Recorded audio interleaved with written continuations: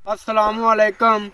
चढ़ते पंजाब वालों ते और नहिते पंजाब वालों सारिਆਂ ਨੂੰ अस्सलामुअलैकुम। ਤੇ ਬਹੁਤ ਅੱਛੇ ਹੋ ਤੁਸੀਂ, ਜੁਗਨੀ ਨਾਲ ਬਹੁਤ ਜ਼ਿਆਦਾ ਪਿਆਰ ਕਰਦੇ ਹੋ ਤੇ ਇਨਸ਼ਾਅੱਲਾ ਅੱਲਾਹ ਤਾਲਾ ਤੁਹਾਨੂੰ ਤੰਦਰੁਸਤੀ ਦੇ।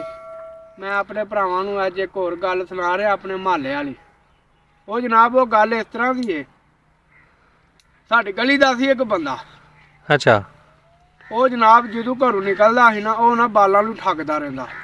ਅੱਛਾ ਉਹ ਜੇ ਕਿਸੇ 50 ਆਉਂਦੇ ਨੇ ਨਾ ਤਾਂ ਕੋਈ 50 ਖੋਹ ਲੇਦਾ, ਹੂੰ ਤਾਂ ਆਖੇਦਾ ਜਾ ਅੰਮਾ ਕੋਲ ਹੋਰ ਲੈ ਕੇ ਆ। ਹੂੰ ਤੇ ਉਹ ਜਨਾਬ ਬੜਾ ਨਾ ਉਹਦੇ ਤੇ ਮੈਨੂੰ ਦੁੱਖ ਲੱਗਣਾ ਕਰਨਾ। ਮੈਂ ਆਖਿਆ ਵੇਖ ਆਪ ਤੇ ਕੰਮ ਨਹੀਂ ਕਰਦਾ ਤੇ ਬਾਲਾਂ ਨੂੰ ਰੋਜ਼ ਦਿਹਾੜੀ ਠੱਗਦਾ ਰਹਿੰਦਾ, ਤੇ ਚੱਲ ਤੂੰ ਦੇ ਨਹੀਂ ਸਕਦਾ ਬਾਲਾਂ ਨੂੰ, ਖੋਹ ਤੇ ਨਾ। ਹੂੰ ਉਹ ਜਨਾਬ ਮੈਂ ਨਾ ਬੜਾ ਉਹਦੇ ਤੇ ਵਫ਼ਾਦਾਰ ਹੁੰਦਾ ਸਾਂ।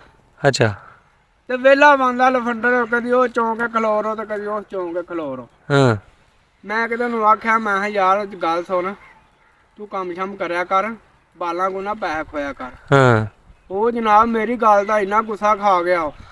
ਮੈਂ ਆਪਣੇ ਕੰਮ ਜਾਣਾ ਸੀ। ਹੂੰ ਉਹ ਜਨਾਬ ਮੈਂ ਆਪਣੇ ਕੰਮ ਟੁਰ ਗਿਆ ਤੇ ਮੈਂ ਪਿੰਡ ਆਇਆ ਤੇ ਮੈਨੂੰ ਪਤਾ ਲੱਗੇ ਉਹ ਬੰਦਾ ਜਿਹੜਾ ਨਾ ਕੋਈ ਛੁਰੀ ਲੈ ਕੇ ਨਾ ਤੇ ਫਿਰਦਾ ਹੀ ਪਿਆ।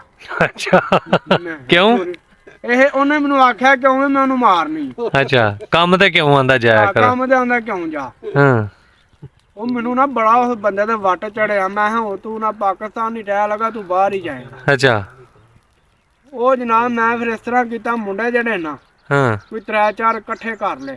ਅੱਛਾ ਉਹ ਜਨਾਬ ਉਹਦੀ ਮਾਰ ਕੇ ਨਾ ਕੁੰਡੀ ਨੂੰ ਰੱਸੀ, ਅੱਛਾ ਆਪ ਹੀ ਬਾਹਰ ਥੜੀਆਂ ਦੇ ਬਹਿ ਰਹੇ। ਅੱਛਾ ਤੇ ਘਰ ਵੀ ਉਹਦਾ ਨਾ ਗਲੀ ਦੇ ਵਿੱਚ ਸੀ, ਪਹਿਲੇ ਘਰ ਸੀ ਉਹਦਾ। ਹਾਂ ਹਾਂ ਥੜੀਆਂ ਦੇ ਉੱਤੇ ਜਨਾਬ ਬਹਿ ਰਹੇ। ਹਾਂ ਉਹੀ ਰੱਸੀ ਥੋੜੀ ਜਿਹੀ ਖਿੱਚੀਏ ਹਾਂ ਤੇ ਉਹ ਜਨਾਬ ਛੱਡੀਏ ਤੇ ਦਰਵਾਜ਼ੇ ਨਾਲ ਹੋਵੇ ਠਾ। ਹਾਂ ਉਹ ਭਾਜ ਉਹ ਨਾ ਬਾਰ-ਬਾਰ ਨਾ ਬਾਹਰ ਨਿਕਲੇ ਤੇ ਉਹ ਕੋਈ ਸ਼ੈ ਇਹਨਾਂ ਨੂੰ ਨਜ਼ਰ ਆਵੇ। ਹੂੰ ਅਸੀਂ ਹਾਸਾ ਘੁੱਟ ਕੇ ਤੇ ਜਨਾਬ ਬਹਿ ਰਹੇ। ਅੱਛਾ ਆਖਾ ਕਿ ਭਾਈ ਗੱਲ ਇਹ ਵੇ, ਤੂੰ ਜਿਹੜੀਆਂ ਛੁਰੀਆਂ ਫੜ ਕੇ ਤੇ ਲੱਭਦਾ ਫਿਰਦਾ ਹੈ ਨਾ ਮੈਨੂੰ, ਹਾਂ ਤੇ ਹੁਣ ਮੈਂ ਤੁਹਾਨੂੰ ਦੱਸਾਂਗਾ ਕਿ ਭਾਈ ਇਹਦਾ ਨਾਂ ਜੁਗਨੀ ਹੈ। ਹੂੰ ਅੱਛਾ ਉਹ ਫਿਰ ਜਨਾਬ ਉਹ ਅੰਦਰ ਟੁਰ ਜੇ ਵੇਖ ਚਾਹ ਕੇ, ਅਸੀਂ ਫਿਰ ਭਾਜੀ ਉਹ ਰੱਸੀ ਖਿੱਚੀਏ ਤੇ ਫਿਰ ਛੱਡੀਏ, ਫਿਰ ਕੁੰਡੀ ਖੜਕੇ।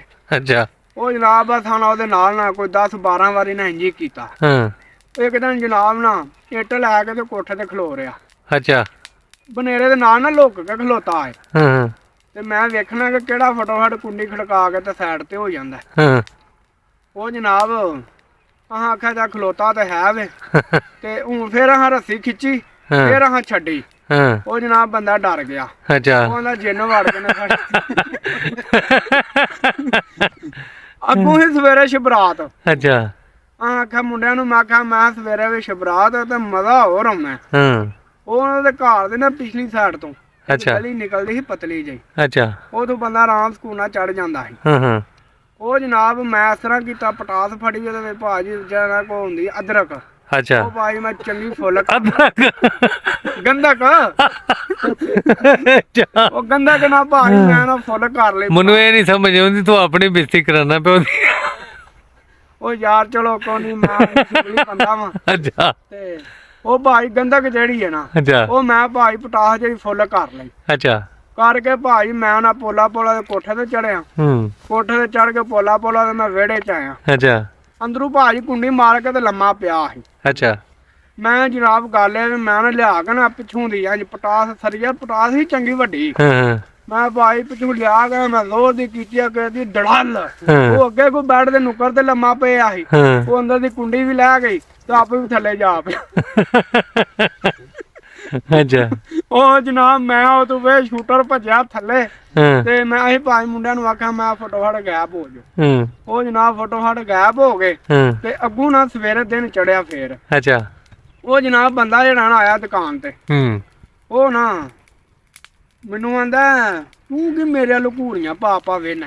ਅੱਛਾ ਮੈਂ ਕਿਹਾ ਯਾਰ ਗੱਲ ਇਹ ਵੇ, ਤੂੰ ਵੇਖ ਗੱਲ ਸੁਣ, ਛੁਰੀ ਫਾੜ ਕੇ ਤੇ ਤੂੰ ਮੈਨੂੰ ਲੱਭਦਾ ਫਿਰਦਾ ਹੈ। ਹਾਂ ਤੇ ਮੈਂ ਕੋਈ ਤੇਰੇ ਨਾਲ ਗੱਲ ਕੀਤੀ ਹੈ? ਹਾਂ ਮੈਂ ਕੋਈ ਤੈਨੂੰ ਤੰਗ ਕੀਤਾ ਕਿ ਯਾਰ ਤੂੰ ਕਿਉਂ ਮੈਨੂੰ ਪੈ ਲੱਭਦਾ ਹੈ ਛੁਰੀ ਫਾੜ ਕੇ? ਅੱਛਾ ਤੇ ਤੂੰ ਅੱਗੋਂ ਪਿਆ ਨਾ ਕੀ ਮੇਰਾ ਲੋ। ਮੈਂ ਕਿਹਾ ਤੇਰੇ ਕੋਲ ਕਰਜ਼ਾ ਲੈਣਾ ਮੈਂ ਕਿਹਾ ਤੂੰ ਵੱਡਾ ਵੀ ਇੱਜ਼ਤ ਕਰਾਇਆ ਕਰ, ਇੰਜ ਨਾ ਕਰਿਆ ਕਰ। ਹਾਂ ਉਹ ਜਨਾਬ ਉਹ ਨਾ ਕੋਈ ਨਾ ਮੁੜਿਆ ਫੇਰ। ਹਾਂ ਉਹਨੇ ਉਹੀ ਬਾਲਾਂ ਵਾਲਾ ਹੱਥ ਰੱਖਿਆ। ਹਾਂ ਮੈਂ ਬਾਲਾਂ ਨੂੰ ਆਖਿਆ ਮੈਂ ਇਹਦਾ ਨਾਂ ਪਾ ਦਿਓ ਡੱਡੀ। ਅੱਛਾ ਉਹ ਇਧਰੋਂ ਲਗਾ ਜਾਵੇ ਤੈਨੂੰ ਆਖੇ ਡੱਡੀ ਓਏ, ਹਾਂ ਉਹ ਡੱਡੀ ਉਹ ਭਾਜ ਉਹ ਯਕੀਨ ਕਰ ਕਿ ਮੰਨਾ ਉਹ ਬੰਦੇ ਦਾ ਜੀਣਾ ਆਰਾਮ ਨਾਲ ਕਰ ਛੱਡਿਆ। ਅੱਛਾ ਉਹ ਦਿਨ ਤੇ ਆ ਦਿਨ ਆ ਗਿਆ ਬੰਦਾ, ਉਸ ਤੋਂ ਬਾਅਦ 2-3 ਮਹੀਨਾ ਬਾਅਦ ਬਾਹਰ ਟੁਰ ਗਿਆ। ਬਾਹਰ ਟੁਰ ਗਿਆ ਤਾਂ ਉਹਨੇ ਇੱਧਰ ਆਉਣ ਦੀ ਜ਼ਰੂਰਤ ਨਹੀਂ ਕੀਤੀ। ਕਿੰਨੇ ਕੁ ਸਾਲ ਹੋ ਗਏ? ਉਹਨੂੰ ਭਾਜੀ ਘੱਟ ਤੋਂ ਘੱਟ ਨਾ ਮੇਰਾ ਖਿਆਲ ਹੋ ਚੱਲੇ ਨੇ ਕੋਈ 7-8 ਸਾਲ ਹੋ ਗਏ ਨੇ। ਵਾਹ, ਠੀਕ ਪੱਕਾ ਹੀ ਉਹਨੂੰ ਡਿਲੀਟ ਕਰਾ ਛੜੇ। ਉਹ ਮੈਂ ਦੱਸਿਆ ਨਹੀਂ ਕਿ ਉਹ ਐਂ ਦਾ ਕੰਮ ਕੀਤਾ। ਉਹ ਆਂਦਾ ਸੀ ਮੇਰੇ ਘਰ ਜਿੰਨ ਵੜ ਗਏ ਨੇ। ਉਹ ਮੈਨੂੰ ਨਾ ਸਗੋਂ ਬੀਬੀਆਂ ਆਂਦੀਆਂ ਹਨ, ਆਂਦੀਆਂ ਹਨ ਪੁੱਤਰ ਇਹ ਕੋਈ ਕੰਮ ਚੰਗਾ ਹੈ।